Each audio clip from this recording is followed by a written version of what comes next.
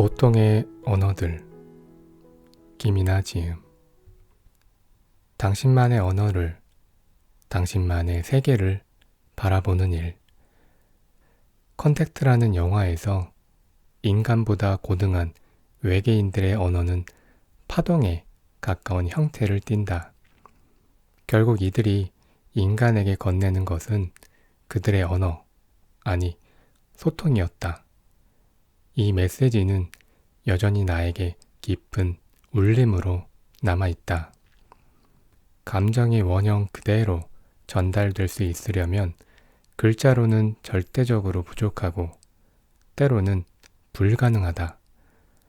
인간은 같은 언어를 서로 미세하게 다르게 사용하기 때문이다. 언어가 없던 때에 우리는 느낄 수 있었던 감정은 지금보다 덜 세밀했을지 모른다. 그러나 그때 인간의 감정은 훨씬 개인 고유의 것이 아니었을까?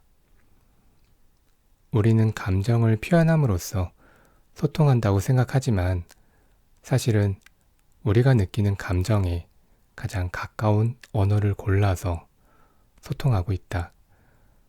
수의 법칙을 이해하기 전에 구구단을 멜로디로 외운 다음 법칙을 이해하듯 우리는 어느새 너무 당연해진 언어를 통해 관성적으로 대화하고 사고한다. 혼자 생각하는 시간을 가질 때조차 우리는 정해진 언어 속에 갇혀서 할 수밖에 없다. 언어를 통해 세상을 보고 언어를 통해 누군가를 이해하고 나의 마음을 전달하지만 정작 언어를 자세히 들여다보는 것에는 소홀하니 마음이 통하는 대화라는 것은 그토록 귀하다. 인간의 언어는 파동이 아닌 글자로 존재하기에 같은 말을 하더라도 다른 감정이 전달되기도 하고 곱게 되기도 한다. 이는 타인만이 아닌 스스로에게도 적용된다. 내가 어떤 말을 습관적으로 하는지, 어떤 표현을 어떤 상황에 반복적으로 사용하는지는 내 삶의 질과 삶을 대하는 태도에 큰 영향을 끼친다. 감정이 언어라는 액자 안에서만 보관되고 전달된다면 나는 이 액자에 관해 이야기를 나누고 싶었다. 어떤 내용을 이야기하는 것보다 액자를 공유하는 것이 진짜 스스로를 들여다보고 서로를 바라볼 수 있는 길이라 생각하기에 이 책이 당신과 당신의 소중한 사람들 사이에 대화에 좀 더 견고한 다리를 놓는데 도움이 되길 바란다. 주파수가 맞으려면 박자를 맞춰 가야 해. 웨이브라는 의미에는 파동이라는 뜻도 있잖아요. 만물이 존재하고 있는 그 형태가 쪼개어 들어가다 보면 물질이기도 하고 파동이기도 하다라는 것이 과학에 대해서 굉장히 지식이 없는 저에게 너무 흥미로웠어요. 아, 우리의 존재라는 것이 어쩌면 파동이겠구나. 그래서 누군가가 누군가와 통하는 것을 쟤랑 나랑은 코드가 맞아, 주파수가 맞아, 이렇게 이야기하잖아요.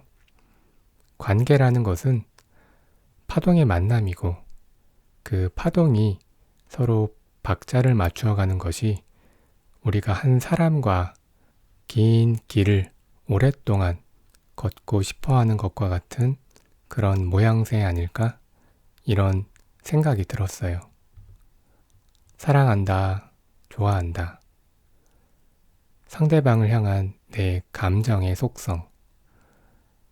분명한 경계선이 없어 혼돈스러운 감정들이 있다.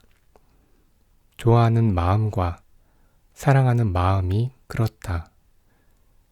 좋아하는 마음에 확실히 매듭이 지어져서 결단코 사랑이 아닌 경우도 많겠지만 대개의 사랑은 좋아함에서 싹트므로 그렇게 방심할 만한 문제는 아니다. 사랑하는 게 좋아하는 것의 상위 감정이라고 믿어왔지만 언젠가부터 나는 이 두 감정이 각기 다르게 소중하게 느껴졌다. 더 솔직히 말하면 좋아한다는 감정이 더 반갑다. 좋아하는 마음이 사랑인지 알 수 있는 방법은 많다. 좋아하거나 사랑하거나 만나면 반가운 건 마찬가지다. 그러나 헤어져 있는 어느 때 못 견디게 보고 싶다면 사랑일 확률이 높다. 연인 사이의 사랑의 속성 중 하나는 그리움이다. 그리움이라는 건 빈 곳이 느껴진다는 것. 다시 말해, 이곳이 당신으로 채워지길 바라는 마음이다. 사람은 소유할 수 없다지만 어쩔 수 없이 소유하고 싶어지는 얄궂은 마음이 사랑이다. 좋아한다는 감정은 반대로 조건이 없다. 혼자서 사랑하는 사람을 바라보면 마음 한편이 시큰해지기도 하지만 좋아하는 사람은 그런 게 없다. 해가 좋은 날 널려진 빨래가 된 것처럼 뽀송뽀송 유쾌한 기분만 줄 수 있는 건 좋아하는 사람이다. 사랑하는 사람은 카사노바가 아니라면 유일무이하지만 좋아하는 사람은 다수일 수 있다. 아마도 이 차이가 좋아하는 마음이 사랑하는 마음보다 덜 특별하다는 오해의 원천일 수 있겠다. 내가 좋다는 마음을 귀하게 보는 데는 이 감정이 가진 실시간성과 일상적임에 있다. 우리가 좋다는 말을 언제 하는지 떠올려 보면 실시간성이라는 말이 무언지 이해가 갈 것이다. 친구랑 공원에 앉아 기분 좋은 바람을 맞을 때, 마음에 쏙 드는 카페에 앉아 수다를 떨다 문득 뱉게 되는 말. 좋다. 사랑하는 마음은 나를 붕 뜨게 하기도 한없이 추락하게 하기도 하는 역동성을 띤 반면 좋아하는 마음은 온 몸과 마음의 긴장을 풀리게 해주는 안정성이 있다. 사랑하는 마음과 좋아하는 마음에 무등호를 붙일 생각은 없다. 이 둘은 맞닿아 있는 듯 완벽하게 다른 세계를 빚어내는 감정이며 그저 좋아한다는 마음이 얼마나 우리 삶을 윤택하게 만드는지 잊지 않길 바랄 뿐이다. 실망. 우리 모두 불완전한 인간. 우리는 서로를 실망시키는데 두려움이 없는 사이가 됐으면 좋겠어요. 라디오를 막 시작했을 즈음 무심결에 했던 말이다. 이세별 작가가 이 말이 마음에 남았는지 라디오 프로그램 SNS 계정에 글귀로 남겼는데 내가 앞으로 청취자들과 꽤나 깊은 관계가 되고 싶어 하는 욕심이 적나라하게 드러난 말이라 스스로도 깜짝 놀랐다. 나는, 아니 우리는 모두 사회성이란 것을 갖추게 되었고 그것은 아주 가깝지 않은 누군가에게 달처럼 존재할 줄 아는 능력을 포함한다. 상대가 불편하지 않을 만큼의 단면을 보여줄 줄 안다는 말이다. 한 끗 차이의 예의, 사교성, 가식을 넘나드는 기술이겠다. 나는 밖으로 비춰지는 모습으로는 상당히 외향적이고 친화력이 좋다. 그래서 안다. 한눈에 그래 보이는 사람이 오히려 대인 관계가 살 얼음판 위를 걷는 것만큼 어려울 거란 사실을. 그런 이들은 불편하거나 어색한 공기를 견디지 못해 초면에 오히려 광대를 자처하기 때문이다. 나는 사람은 완벽하지 않다는 말은 완벽히 상대적인 말이라고 생각한다. 모든 관계를 단절하고 나 하나만 놓고 보자면 나는 완벽하다. 잘난 부분 딱 그만큼의 못난 부분을 갖춘 완벽한 밸런스를 갖춘 사람이다.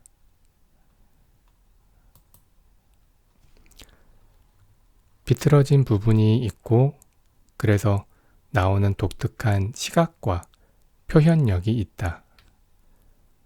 모나게 튀어나온 못된 심술도 있고 그 반대편엔 튀어나온 만큼 쑥 패여서 무언가를 담아내는 포용력이 있다.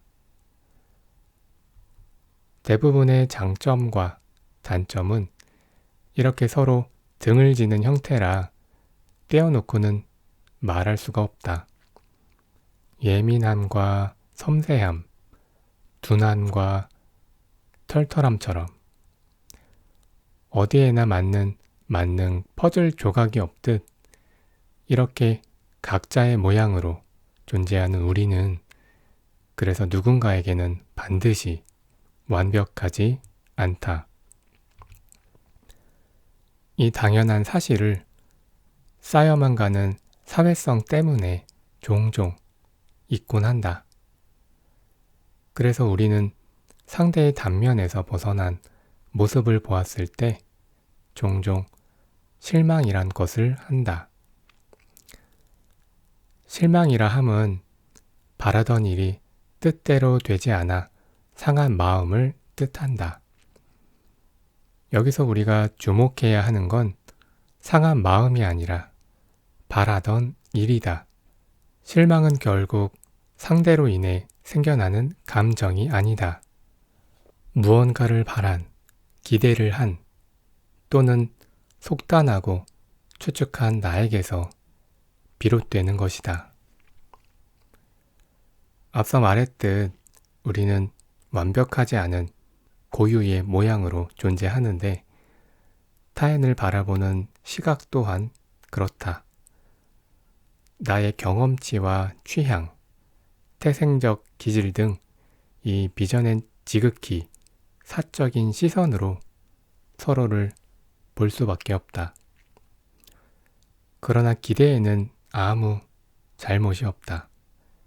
보이지 않는 부분을 가늠하는 것은 인간의 특권이자 낭만이니까. 그게 없이 어찌 사랑에 빠지거나 연민을 느낄 수 있겠는가? 그렇다면 기대의 반대 의미는 무엇일까? 오해, 편견쯤 되겠다. 둘 다 사적인 시각에서 비롯되지만 기대에는 애정이 그 시작점에 관여를 하고 오해와 편견에는 그에 반대되는 감정이 관여했다는 차이만 있다. 때로 기대는 실망을 낳고 오해나 편견이 호감으로 탈바꿈하기도 한다. 오래된 관계는 이 두 감정이 교차 반복되다가 찾은 평균점 같은 것이 아닐까. 내가 오래오래 지내고 싶은 사람들에게 하고 싶은 말은 바로 저 말이었던 것 같다. 실망시키는데 두려움이 없기를 바란다는. 더 솔직히 말하자면 나는 높은 확률로 당신을 실망시킬 테지만 우리 평균점을 찾아가 보지 않겠냐는 말. 있는 그대로의 모습으로 만인에게 사랑받을 수는 없다.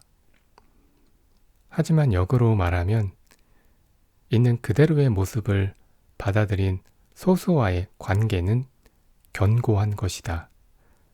한 번도 실망시키지 않고서는 나는 누군가와 진실로 가까울 자신이 없다.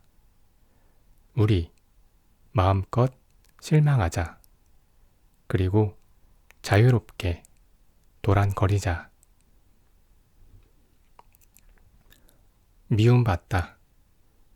대충 미움받고 확실하게 사랑받을 것.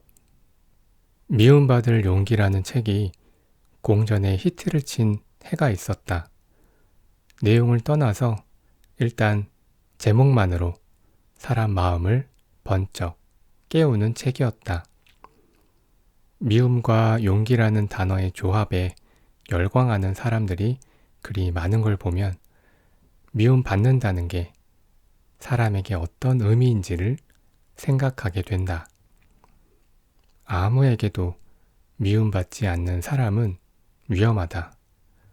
설령 대중적으로 그런 사람이 존재할지언정 측근들 사이에서 차라리 험담이 떠돈다면 그건 다행이다.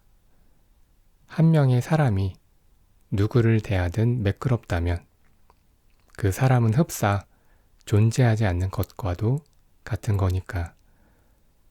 그걸 아무리 알고 알아도 미움은 어릴 때 꼭 먹어야 된다고 엄마가 얹어주었던 맛없는 반찬처럼 삼키기가 싫다.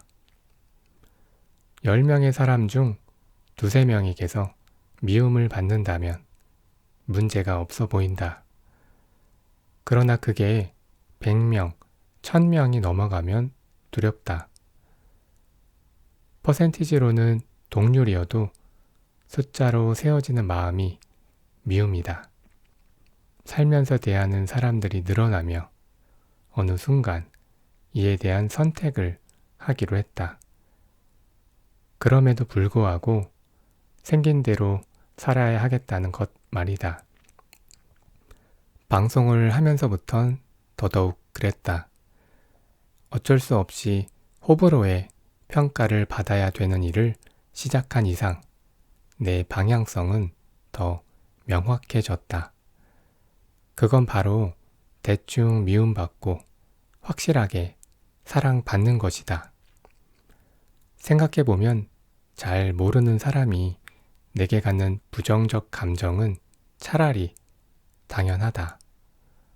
사람은 서로를 각자의 주관으로 바라볼 수밖에 없다.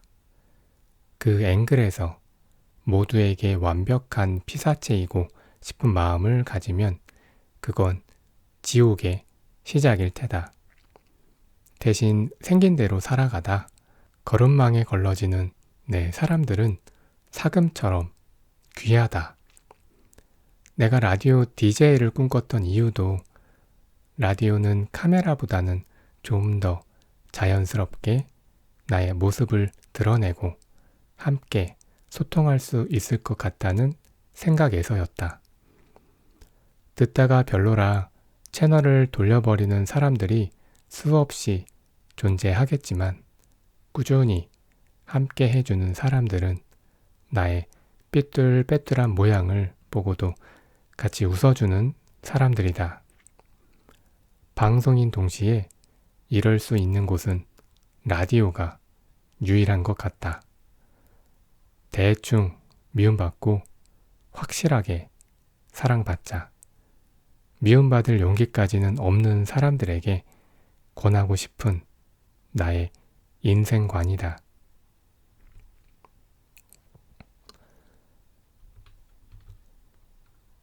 사랑하기에 좋은 사람. 결정적으로는 그 사람이 좋은 게 아니라 그 사람 눈에 비친 내 모습이 참 좋은 사람이라는 사실을 느끼는 거죠. 그때 느끼는 벅참이 있잖아요. 저도 그럴 때 벅참을 느끼는 것 같아요. 함께 있기만 해도 나를 좋은 사람으로 느끼게 해주는 사람이 있어요. 그 순간 비로소 이 사람은 나를 사랑하는 사람이구나 또는 나에게 좋은 사람이구나 하는 감정이 느껴지더라고요. 백화점에 거울을 두고 마법의 거울이라고들 말한다. 사진 어플처럼 무슨 기술인지 기분 좋은 비율 보정이 들어가 있다. 이 사실을 알면서도 거기서 걸쳐본 옷에 우리는 홀린 듯 카드를 바친다. 반대로 화장품 코너에는 진실의 거울이 있다. 평소에 톤업이 되는 선블락 정도를 바르고 다니는 나는 집에서 거울을 잘 보지 않는 편이라 이 거울 앞에 서면 어쩐지 필요한 화장품이 엄청 많을 것 같은 압박감을 느낀다. 집에서 나올 때 슬쩍 본 거울 앞에서는 그래도 괜찮은 것 같았는데 화장품 코너 거울 앞에서는 내 모공이 뭐라도 저장할 수 있을 것 같은 거대한 크기로 보이는 것이다. 사람도 그렇다. 나는 내 모습을 절대로 마주할 수 없다.